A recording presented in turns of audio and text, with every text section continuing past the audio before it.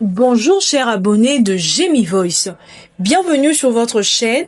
Comme vous le savez, ici nous parlons de tout, actualité politique, économique, faits de société et santé.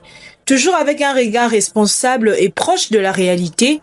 Comme vous l'avez peut-être remarqué, j'étais absente pendant un certain temps. Cette absence n'était pas un hasard, elle était nécessaire. J'étais sur le terrain, dans différents coins et milieux de la ville de Kinshasa. Pour mieux comprendre ce que vit réellement la population, ce que vivent réellement mes abonnés. Aujourd'hui, me voilà de retour, plus déterminé que jamais à vous apporter des actualités vraies, sensibles et proches du peuple. Vous allez d'ailleurs remarquer, chers abonnés, que de maintenant, le contenu de cette chaîne sera encore plus ancré dans la réalité du terrain. Et justement, aujourd'hui, nous allons parler d'un milieu qui fait beaucoup parler de lui, d'un sujet qui touche profondément la population quinoise. Il s'agit de Pacadjouma. Merci à chacun de vous pour votre fidélité, chers abonnés, pour votre confiance et pour votre engagement à suivre cette chaîne qui se veut avant tout un espace d'information, de réflexion et de compréhension de notre réalité quotidienne. Sur cette chaîne, chers abonnés, vous le savez, nous parlons de l'actualité sous toutes ses formes. Politique, économique, sociale, sanitaire, toujours avec un seul objectif, comprendre le fait, analyser les situations et donner la parole à la réalité du terrain sans exagération, sans provocation et sans parti pris. Aujourd'hui, nous allons aborder un sujet qui a récemment retenu l'attention de nombreux Congolais, en particulier à Kinshasa. Un sujet qui suscite des réactions, des interrogations, mais aussi beaucoup d'émotions. La situation de Pacadjouma dans la commune de Limete. Pacadjouma est un milieu que beaucoup connaissent, chers abonnés, parfois de loin, parfois de près, un espace qui, au fil des années, est devenu les lieux de vie de nombreuses familles dans un contexte urbain complexe marqué par la croissance rapide de la ville et le défi lié à l'aménagement du territoire. Récemment, chers abonnés, des opérations de démolition ont été menées dans cette zone afin de permettre la récupération d'un terrain destiné à de projets d'infrastructures, notamment liés au transport ferroviaire. Ces actions s'inscrivent dans une dynamique de réorganisation urbaine et de valorisation du patrimoine public, chers abonnés. Cependant, comme toute décision, chers abonnés, qui touche directement la vie de population, cette situation soulève naturellement plusieurs questions que beaucoup de citoyens se posent calmement et légitimement, chers abonnés. Comment ces opérations se sont-elles déroulées? Quelles en sont les implications sociales? Et surtout, quelles leçons peut-on tirer pour l'avenir de nos villes? Il est important de le dire clairement, chers abonnés, cette vidéo n'a pas pour but de pointer du doigt, encore moins de créer des tensions ou de polémiques. Notre objectif ici est d'informer, d'expliquer, d'analyser avec neutralité afin que chacun puisse se faire sa propre opinion en toute conscience. Durant un certain temps, j'ai pris du recul, j'ai observé, chers abonnés, j'ai écouté, j'ai échangé avec différentes personnes sur le terrain, non pas pour juger, mais pour comprendre ce que vivent réellement les populations concernées, leurs préoccupations, leurs attentes et leurs espoirs. Et c'est dans cet esprit que je reviens aujourd'hui vers vous, chers abonnés de Gémi Voice, pour partager avec vous une lecture posée et équilibrée de cette actualité. Parce que Pacadjouma n'est pas seulement un lieu, c'est aussi un exemple de défi auxquels font face nos grandes villes, l'urbanisation rapide, la gestion du foncier, les développements des infrastructures et la prise en compte du facteur humain. Dans cette vidéo, nous allons donc revenir calmement sur le fait, chers abonnés, examiner le contexte, comprendre les enjeux et ouvrir une réflexion constructive, sans passion excessive, sans accusation, mais avec responsabilité. Je vous invite à suivre cette vidéo jusqu'au bout, à écouter attentivement et surtout, chers abonnés, à participer au débat de manière respectueuse, car c'est ensemble, par l'échange et la compréhension que nous avançons. Entrons maintenant dans le cœur du sujet.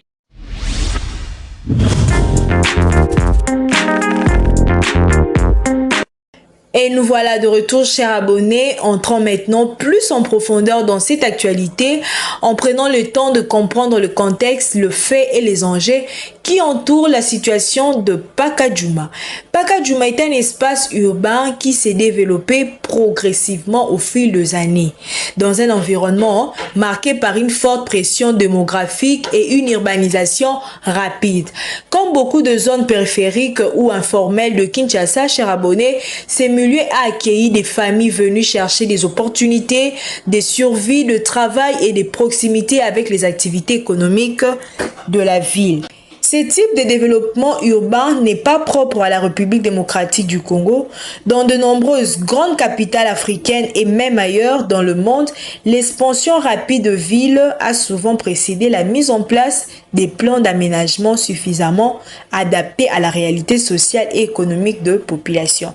Récemment, chers abonnés, les opérations de démolition ont été engagées dans la zone de Pacadjouma dans le cadre d'un processus de récupération d'un terrain destiné à des projets d'intérêt public, notamment liés au transport ferroviaire.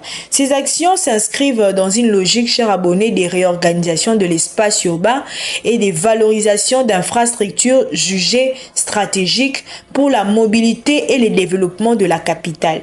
Il est important de souligner que ces types d'opérations obéissent généralement à des impératifs techniques, juridiques et organisationnels. La récupération de terrains publics vise à permettre la mise en œuvre de projets structurants susceptibles d'avoir de retombées positives à long terme pour l'ensemble de la population quinoise. Cependant, chers abonnés, toute transformation urbaine d'une telle ampleur entraîne aussi de conséquences sociales, en particulier pour les populations qui occupaient ces espaces. À Pacadjouma, de nombreuses familles vivaient sur ces sites depuis plusieurs années, parfois depuis une génération.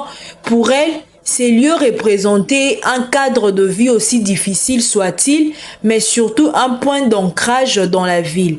Dans ces contextes, les opérations menées ont naturellement suscité de réactions diverses, incompréhension pour certains, inquiétude pour d'autres et interrogations générales au sein de l'opinion publique. Ces réactions sont compréhensibles car elles traduisent avant tout une préoccupation humaine face au changement. Il faut aussi reconnaître, chers abonnés, que la gestion d'une grande ville comme Kinshasa est un exercice complexe. Les autorités sont confrontées à des défis multiples. La croissance rapide de la population, la pression foncière, la nécessité de moderniser les infrastructures et l'obligation de maintenir un équilibre social.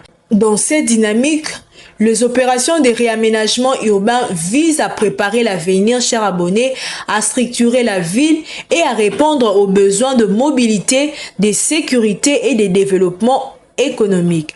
Le transport ferroviaire, par exemple, est souvent présenté comme un levier important pour améliorer la circulation, réduire les embouteillages et favoriser l'intégration économique des différentes zones de la capitale.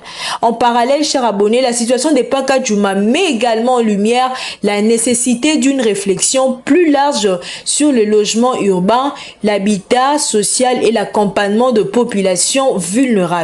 Ce sont des questions qui se posent sur le long terme et qui nécessitent, chers abonnés, des solutions progressives, concertées et adaptées aux réalités locales. Il est aussi important de rappeler que les transformations urbaines ne produisent pas toujours de résultats immédiats. Elles s'inscrivent souvent dans le processus long qui demande du temps, de la coordination et une implication de plusieurs acteurs, pouvoirs publics, services techniques, partenaires, mais aussi communautés locales. Pour de nombreux observateurs, chers abonnés, Pacadjouma peut ainsi être vu comme un cas d'école, un exemple des défis auxquels font face les grandes métropoles en pleine croissance.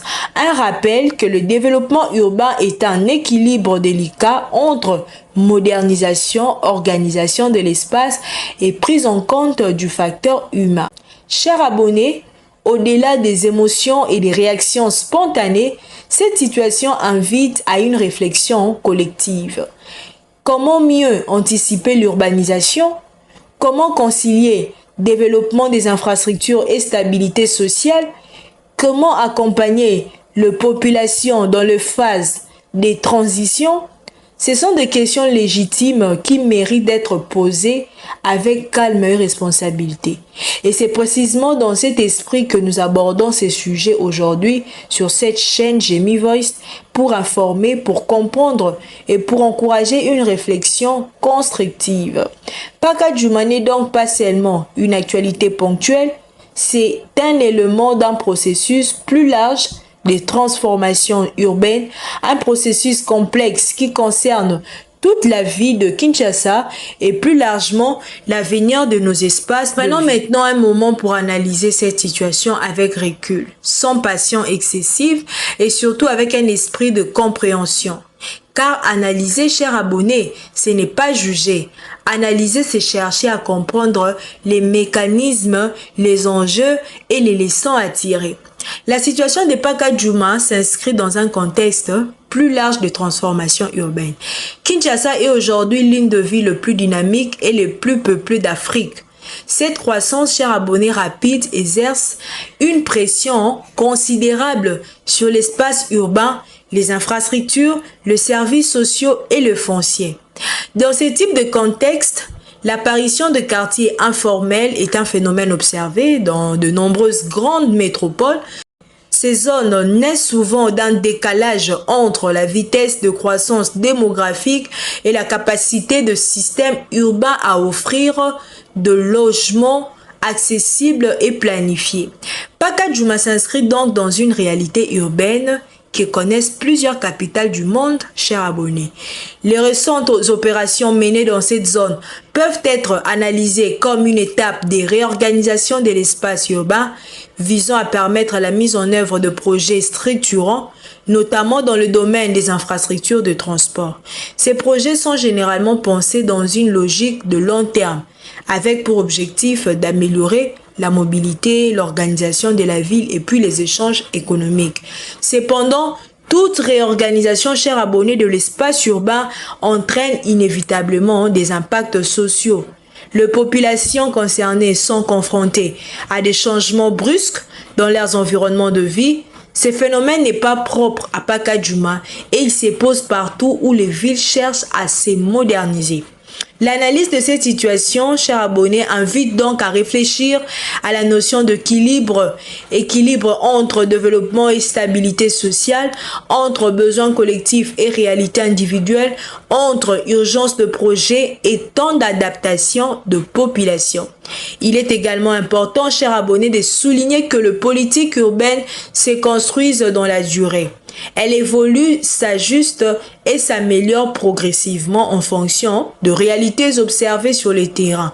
Les opérations actuelles peuvent ainsi être vues comme faisant partie d'un processus plus large qui appelle à un accompagnement continu et à une amélioration constante de mécanismes sociaux et urbains. Pour le citoyen, cher abonné, Paka Djouma peut être perçu comme un moment de réflexion collective.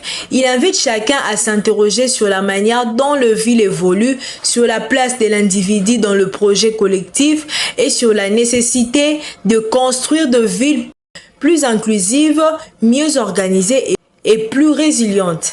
Cette analyse, chers abonnés, ne vise donc pas à distribuer des responsabilités ou à désigner de coupables. Elle vise plutôt à mettre en perspective une situation complexe, à rappeler que le développement urbain est un processus délicat et que chaque étape comporte les défis à relever. Chers abonnés de Jemmy Voice, après avoir posé ses regards analytiques et neutres, il est maintenant temps de tirer quelques enseignements généraux et de conclure ensemble cette réflexion, toujours dans un esprit de responsabilité et puis de construction. Et chers abonnés, nous arrivons maintenant à la fin de notre vidéo. Il est important de prendre un moment pour faire une pause, réfléchir et replacer cette actualité dans un cadre plus large. La situation de Paka Djouma nous rappelle une réalité essentielle. Les villes évoluent, les sociétés changent et les décisions urbaines ont toujours un impact humain. Derrière chaque espace réorganisé Chaque chantier, chaque transformation, il y a des hommes, des femmes et des familles qui s'adaptent, qui espèrent et qui cherchent à reconstruire leur quotidien, chers abonnés. Cette actualité doit être abordée avec calme, sans excès d'émotion ni jugement hâtif. Elle nous invite à comprendre que le développement urbain est un processus complexe qui demande du temps, de l'équilibre et une vision à long terme. C'est un chemin qui se construit progressivement, chers abonnés, avec des ajustements, de leçons à tirer et des améliorations à apporter. Paka Djouma n'est pas seulement un lieu, c'est aussi un symbole des défis auxquels font face nos grandes villes africaines. La croissance rapide, la pression démographique, la gestion du foncier et la nécessité d'offrir de cadres de vie mieux organisés. Ce sont des enjeux qui concernent tout le monde et qui méritent une réflexion collective, sereine et responsable. Il est également important, chers abonnés, de rappeler que chaque situation de transition appelle à la solidarité, à la patience et à la compréhension. Les périodes de changement sont souvent délicates, mais elles peuvent aussi être des opportunités pour repenser le modèle urbain, chers abonnés, améliorer le mécanisme d'accompagnement et puis renforcer la cohésion sociale. Cette vidéo n'avait pas pour objectif de désigner des responsables ni de créer des divisions. Elle visait avant tout à informer, à mettre en perspective le fait et à ouvrir un espace de réflexion pour chacun d'entre nous. Car c'est en comprenant mieux la réalité, chers abonnés, que nous pouvons participer à notre niveau à la construction d'un avenir plus organisé et plus inclusif. Chers abonnés, je tiens sincèrement à vous remercier d'avoir suivi cette vidéo jusqu'au bout. Votre attention, vos réactions et votre engagement donnent tout son sens à ces travaux d'information et de réflexion que nous menons ensemble sur cette chaîne. Je vous invite à continuer à suivre Jemmy Voice, à soutenir cette communauté, à partager ses contenus et puis à participer aux échanges dans le respect et la responsabilité. Ne baissons pas le bras, continuons à nous informer, à réfléchir et avancer ensemble. Pour ceux qui ne sont pas encore abonnés, n'hésitez pas à rejoindre la chaîne, à vous abonner et activer la cloche pour ne rien manquer de prochaines vidéos. Ici, chaque opinion compte, chaque voix a sa place. Et maintenant, je vous laisse la parole. Quel regard portez-vous sur cette situation? Quelle réflexion vous inspire cette actualité? Laissez vos commentaires, échangeons dans le calme et le respect. Merci encore pour votre fidélité. À très bientôt pour une prochaine vidéo sur Jemmy Voice.